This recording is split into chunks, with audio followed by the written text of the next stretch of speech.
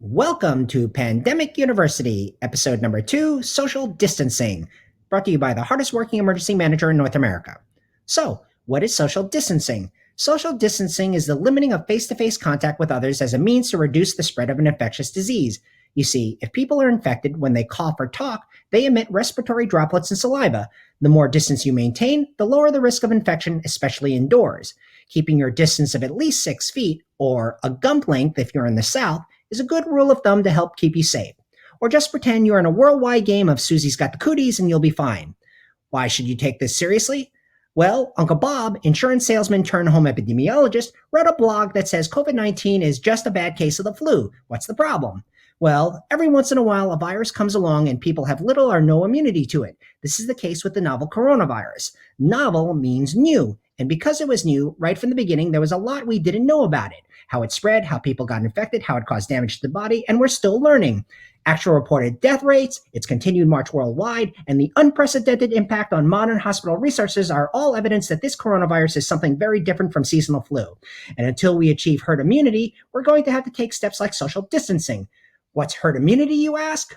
Herd immunity occurs when a large portion of the community becomes immune to a disease, making the spread of a disease from person to person unlikely. As a result, the whole community becomes protected, not just those who are immune. It can be achieved when a sufficient number of people have recovered from the disease and have developed antibodies, or when an effective vaccine is created.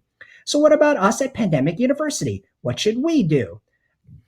First, for planning purposes, let's change the way we think. We are not fighting a war against the coronavirus. That's what's happening at research labs and hospitals. At Pandemic University, our enemy is densities. No, not these densities, In COVID world, we can no longer carry on the way we used to in crowds. On the socially distanced campus, to achieve that minimum 6 feet from people, we have to figure out how we can reimagine school life at 30 to 50% capacity. Essentially, we have a basic supply and demand problem where we lack usable space to do all the activities we are used to doing, so we'll have to make major changes in our classrooms, on our transport systems, in our offices, where we eat, and where we exercise and play. However, the most important lesson we've learned during this pandemic is that we are a social species. Did you know humans are the only species on the planet that can mentally time travel? We can draw on the past to build a more resilient future, and that's what we have to do now to get through this pandemic.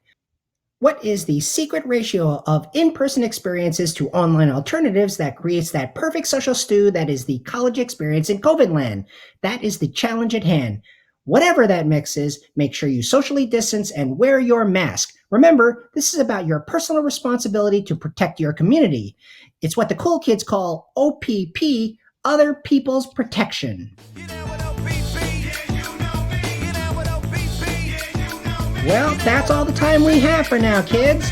Thanks for watching, and we'll see you next time on Pandemic University.